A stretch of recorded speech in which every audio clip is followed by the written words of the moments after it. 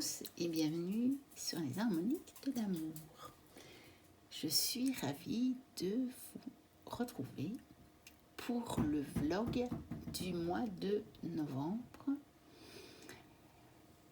Novembre est pareil à une vieille récitation que l'on ne récite plus, que l'on oublie au grenier des mémoires et abandonne aux bouquinistes, aux broncanteurs, aux vieux papiers, sans se soucier que ces mots, ces images, ces couleurs, sa mélodie continuent d'exister entre les feuillets desséchés sous la couverture défraîchie, racornie, imprégnée d'odeurs d'automne et vouée misérablement au ratissage des allées, au tas de feuilles mortes que des irrévérents brûlent au fond des jardins, sans se soucier que son humus, ses brindilles, ses dentelles nervurées et poudre végétale sous la couverture décolorée d'une terre durcie répète en secret les formules du printemps et de point, point, car les virgules des lombriques y suffisent.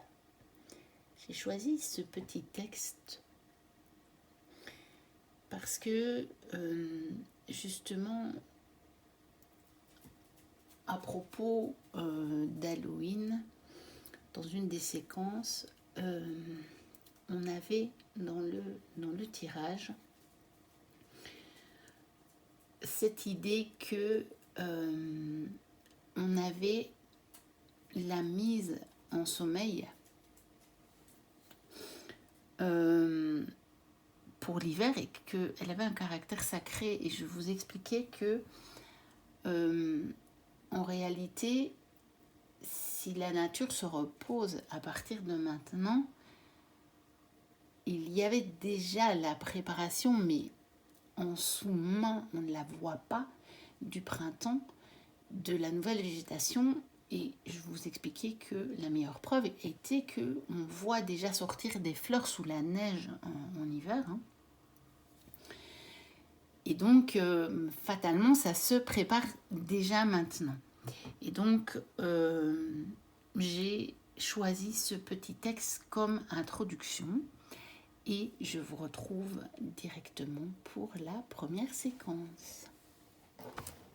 Et je vous retrouve pour la séquence sur les végétaux d'une manière générale, on va dire.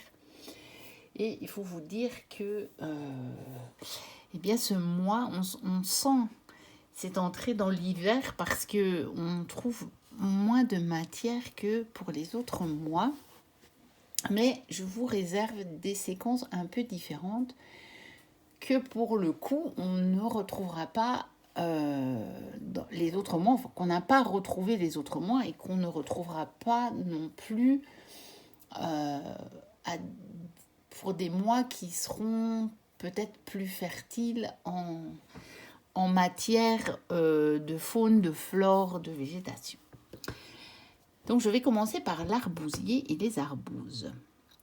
Dans les garrigues venteuses et glacées, l'arbousier, cuirassé de ses feuilles persistantes, luisantes, dures, allongées, dentées, relève la tête et tous les défis lancés contre lui. Sa branche est rouge du sang des paltoquets et crus de coyons qui sont venus s'y frotter. Par bravade, sans doute, c'est au moment de l'hiver menacé qu'il choisit de faire étal de ses fruits, tout ce qu'il y a de plus vermillon.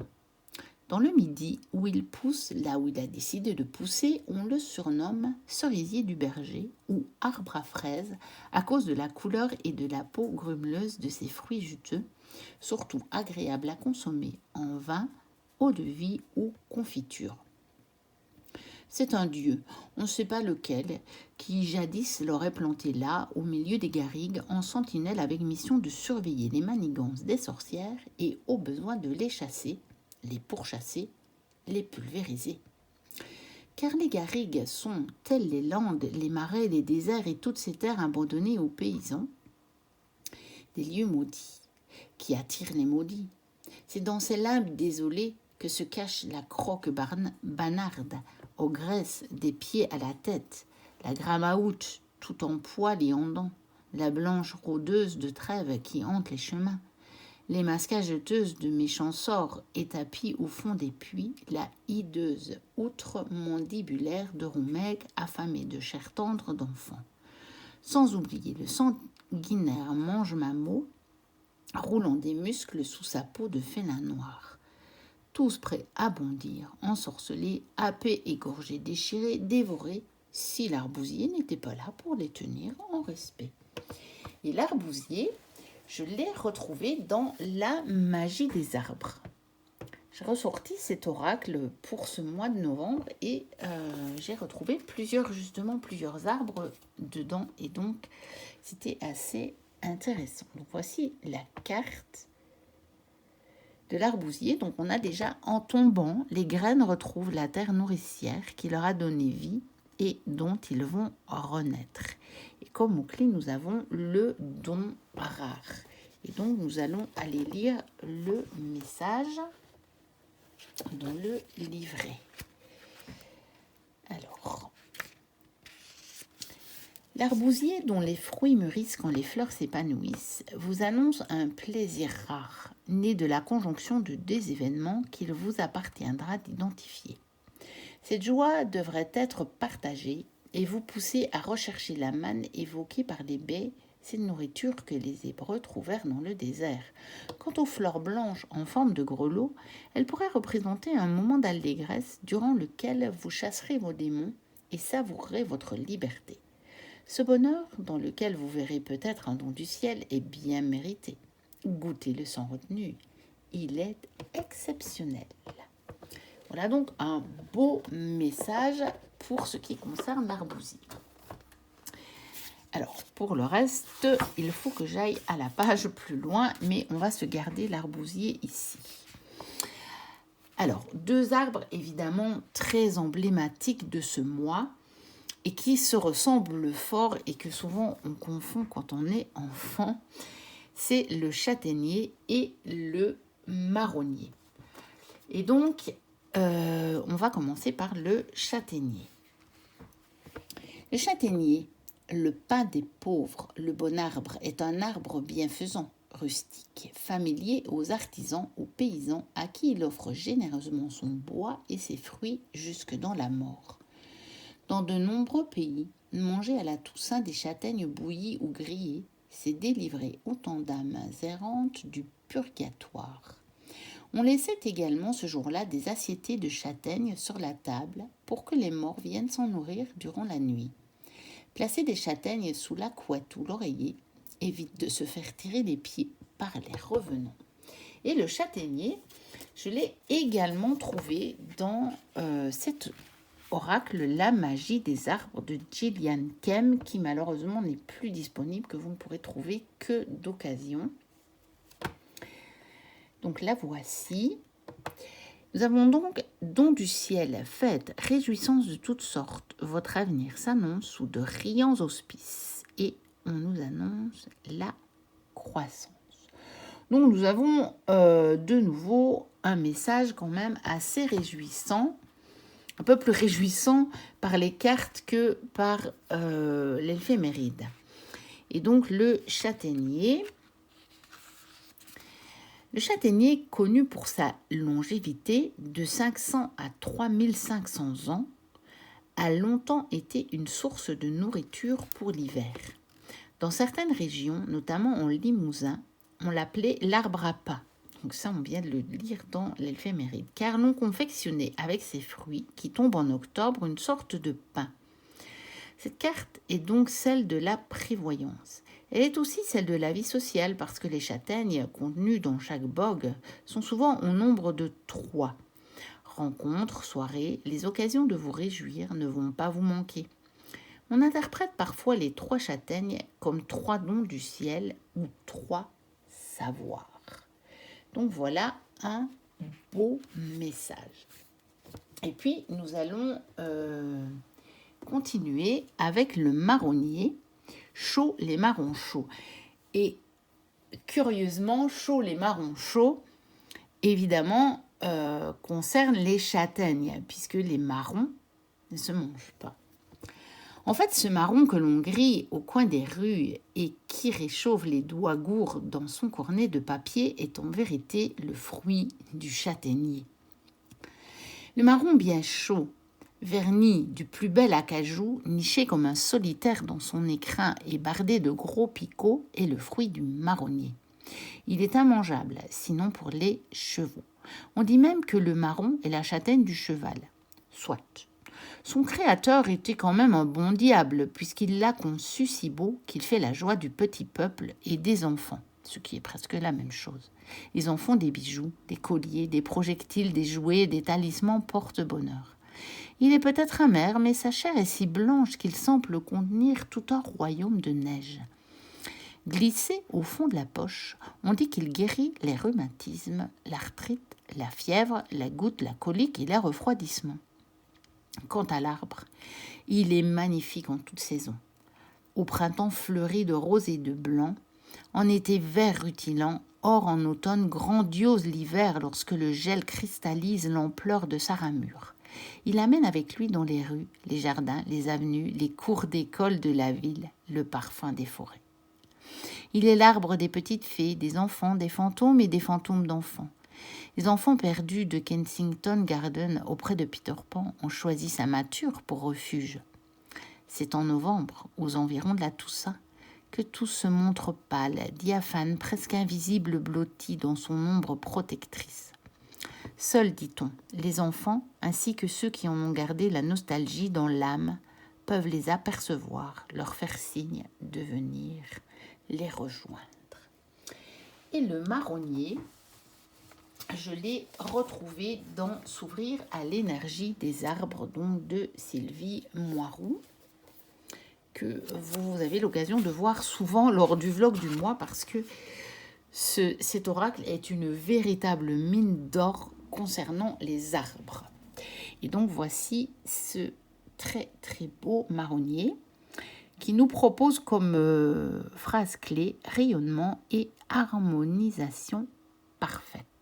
Voilà, j'ai plus du tout le focus sur la carte. Voilà, ce sera mieux comme ça. On va la placer là. Et donc le marronnier. On nous dit les fleurs du marronnier en forme de bougie semblent s'élever vers le ciel pour l'appeler à lui. Cet arbre capte la lumière et tous ses bienfaits avec ses feuilles comme des mains tendues pour mieux s'en délecter. Le marronnier est le symbole du passage de l'ombre qui nous envahit parfois vers la lumière qui éclaire notre existence. C'est un arbre bienveillant et équitable. Il donne de bons conseils à qui les lui demande.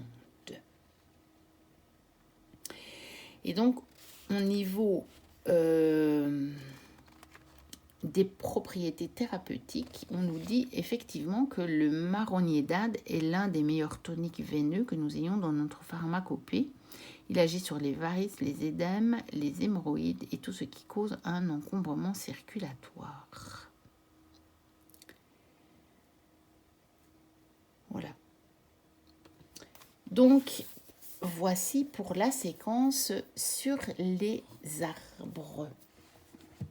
Et nous continuons la séquence végétaux avec les fleurs, donc dans les jardins fanés, puisque faut bien avouer qu'au mois de novembre, les jardins sont plutôt fanés. Mais nous avons quand même une fleur vraiment emblématique de ce mois de novembre, et c'est bien entendu le chrysanthème. Si le chrysanthème compte autant de pétales, c'est que lorsque la lune était toute jeunette, mais déjà amoureuse du soleil, elle lui avait demandé de lui dire combien d'années il s'aimerait. Il avait cueilli une marguerite et compté la durée de leur amour sur le nombre de pétales. Pauvre lune, enfant, cela ne faisait pas beaucoup à son goût. Elle a mêlé plusieurs corolles ensemble et avec la lame effilée de son croissant, elle a découpé les pétales pour en faire des centaines, des milliers, pour toujours recommencer. En Bretagne, le chrysanthème lunaire se nomme rose de la Toussaint. Dans l'Ardenne belge, fleur de Sainte-Catherine. On dit qu'il parle avec les morts et rassure les amants séparés en leur promettant qu'ils se retrouveront de l'autre côté. Alors le chrysanthème, je l'ai retrouvé dans le Floor Medicine Oracle Deck de Cathy Nichols, qui est un oracle que vous pouvez retrouver, s'il en a encore, sur le salon des arcanes de Nicolas. Je sais qu'il l'a eu un moment. Moi, je l'avais acheté d'occasion, bien avant qu'il ne prenne les jeux de Cathy Nichols. Et bon, je ne vais pas tout le temps sur son site. Vaut mieux pas, parce que je fais des dépenses quand j'y vais. Mais je sais qu'il l'avait. Donc, ça vaut le coup d'aller jeter un œil et éventuellement, s'il n'y est pas, de lui demander s'il compte en reprendre ou pas. Donc, voici cette très, très, très belle carte peinte par Cathy Nichols. J'adore ce qu'elle fait, vraiment. J'ai 3 de ces jeux. Je pense qu'elle n'a fait que ces 3-là, pour le moment. J'ai 2 autres aussi qui sont assez différents, mais que j'aime beaucoup. Alors, on va aller voir. Dans cet oracle, on a par contre que des petits mots-clés. Donc, le mot-clé principal, c'est truth, donc vérité. Et donc, nous avons accueille ton authenticité et permet la perfection de ton être de se développer. Tu trouveras que tu peux briller comme le soleil. Donc c'est un beau message. Et je l'ai retrouvé également, le chrysanthème, dans La magie des fleurs de Tess Whitehurst, qui a été donc illustré par Anne Wertheim, qui est malheureusement aussi un oracle qu'on ne trouve plus en français. Ou alors d'occasion à des prix assez élevés. C'est dommage qu'il ne réédite pas. C'est un jeu qui a été édité chez Ada. Ce serait bien si Exargue, qui généralement a édité les jeux de chez Ada, avait la bonne idée de le rééditer. Parce que c'est vraiment un beau jeu. Donc voici la carte chrysanthème. Voilà, je vais la mettre à côté. On aura les 2 cartes qui sont évidemment très différentes. Hein. Bon, et des chrysanthèmes, évidemment, il en existe de différentes couleurs. Donc là, on en a un dans les tons plutôt rosés. Et puis là, on a le jaune, justement, de cette fameuse lumière dont on parlait ici. Alors, lumière au milieu des ténèbres. Les spécialités magiques du chrysanthème, longévité, lucidité, optimisme, protection, résolution des mystères et tristesse apaisante. Et c'est intéressant de voir qu'il y a longévité en rapport avec la petite légende de l'éphéméride. Donc, fleur d'automne et d'hiver, le chrysanthème préfère fleurir quand la lumière diminue et que la durée des jours commence à s'écourter. Pourtant, le chrysanthème est profondément aligné sur le soleil. Le nom chrysanthème vient du mot grec chrysos, qui se traduit par fleur dorée. Ainsi, la sagesse du chrysanthème évoque une lumière qui brille dans l'obscurité, la résolution des mystères, la dissipation de la confusion ou de la nébulosité grâce à la vive lumière de la clarté, l'élévation des esprits maussades et le maintien général de l'énergie durant ces périodes où elle commencerait autrement à fléchir. Et donc, effectivement, c'est un beau symbole pour ce mois de novembre, qui est vraiment le mois où les jours deviennent les plus courts. Et puis, ça se continue évidemment en décembre, mais bon, c'est vraiment les 2 mois les plus sombres de l'année. Et c'est intéressant, ce symbole du chrysanthème qui fleurit vraiment au milieu de l'obscurité. Alors, nous avons également une autre fleur pour ce mois qui est le datura. Pomme épineuse, châtaigne puante, herbe au fou, le datura est une autre mauvaise plante de l'herboristerie sorcière. Avec ses feuilles échancrées, ses fleurs blanches en trompette, ses pommes piquantes accrochées au rameau, le datura est pourtant fort attrayant. Il peut même faire de bien jolis et inoffensifs bouquets, à moins qu'il ne tombe dans de mauvaises mains. Car il ne fait de mal que si on l'invite, que si on presse le venin. Et le datura, je l'ai également retrouvé dans la magie des fleurs. Et donc voici cette magnifique carte. Je trouve qu'elle est magnifique. J'adore les tons. Et elle me fait penser à la carte de la grande prêtresse du tarot. Donc la voici. Donc les véritables motivations. Ah bah tiens. Et je vous promets, je ne l'avais pas regardé avant. Spécialité magique du datura, voyage astral, dissimulation et invisibilité, discernement, divination, enchantement, puissance magique. Et donc, effectivement, on retrouve un petit peu de la grande prêtresse. Le datura vous conseille de regarder au-delà de la surface et dans les profondeurs pour voir ce qui s'y trouve. Parfois, nous cachons nos motivations, même à nous-mêmes. Êtes-vous honnête envers vous-même au sujet de vos intentions et de vos désirs ? Profiterez-vous finalement de quelque chose en avouant vos motivations à vous-même et aux autres ? Détendez-vous, regardez profondément en vous et permettez à la clarté divine de dissiper toute nébulosité et de percer les secrets et les illusions à la manière d'un rayon laser. Vous saurez que vous vous êtes connecté à la vérité quand vous éprouverez un sentiment de soulagement et de revitalisation.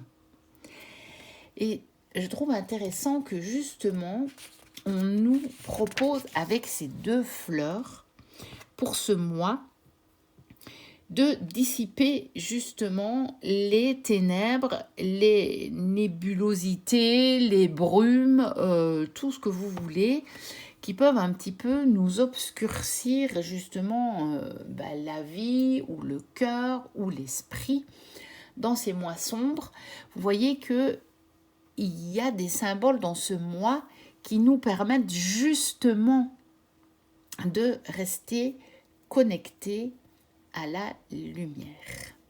Novembre, toi dont l'invisible présence chasse les feuilles mortes, tels les spectres fuyants d'un magicien. Nous voici arrivés à la fin de ce vlog. N'hésitez pas à liker, à commenter, à vous abonner si ce n'est déjà fait. Moi, je vous dis à très bientôt pour une prochaine vidéo. Et d'ici là, portez-vous bien. Bye bye.